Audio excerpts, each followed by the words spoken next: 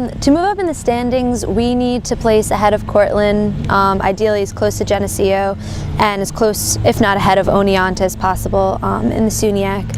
And looking towards regionals, we need to finish at least in the top 7 for an at-large bid, and ideally in the top 5 at the regional race.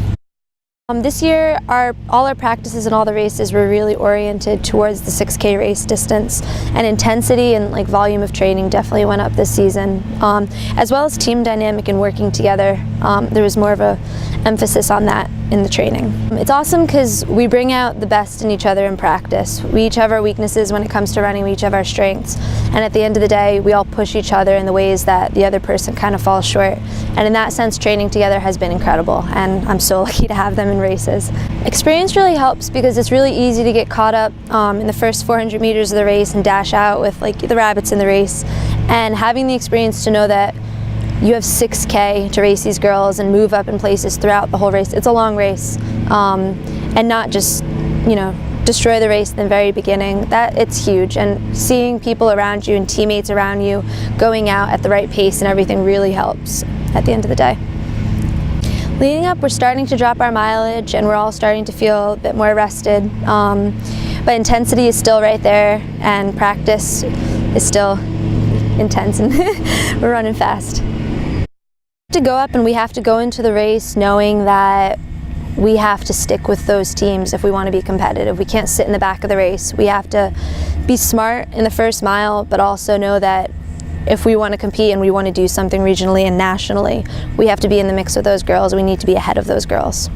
Yeah, we're going to have to put 4 guys. We're really top heavy. We've got really good 4 guys on the team, so we're going to have to put 4 guys close to the top 15, and hopefully, ideally top 10, but definitely top 15, and be striving for that, and then have a 5th guy on the team, whether that be Josh Greenberg or Jeremy Mulvey or Ian Delwar, anybody who's going to step up.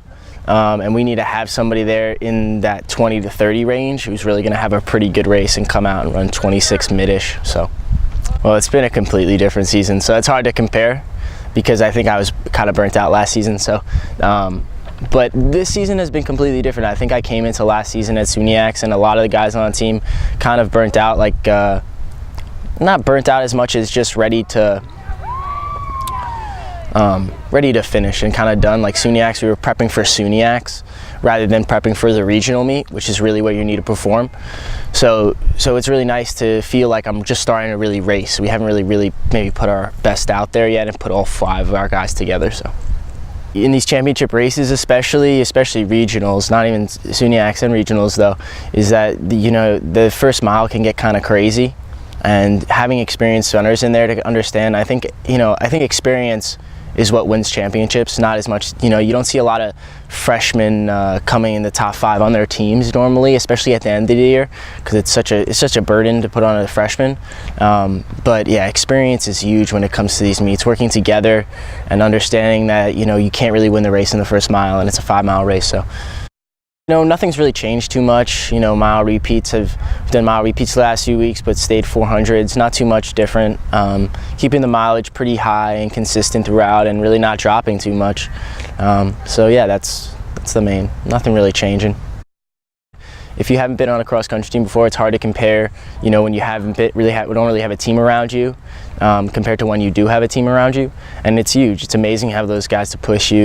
It's when you're in the middle of a race, again, I feel like I said this at Vassar too, and you're really in a lot of pain, probably unlike almost any other sport. You have these guys around you who you can physically see, unlike swimming where you can't really see the guys. You can see these guys around you and you see the pain, and you can work off each other in workouts, and it just makes you want to really do well. You don't really know what a team is like until you race them, and I think that we haven't really raced any competition, so we don't know, and we haven't really raced anybody in SUNYACs, so it's hard to tell exactly where we're at. It's gonna be tough. I mean, but it's exciting. I think we're gonna really be able to match up with some of their really top guys really well, and it's really not much is changing, honestly. You stick with warm-ups, try to stay as warm as possible until the race time, until the race goes off, and then once the race goes off, just kind of let it loose. By mile 2, you're warmed up pretty good, so by the end, you don't even feel anything. So it's nicer. I think it's nicer when it's cold.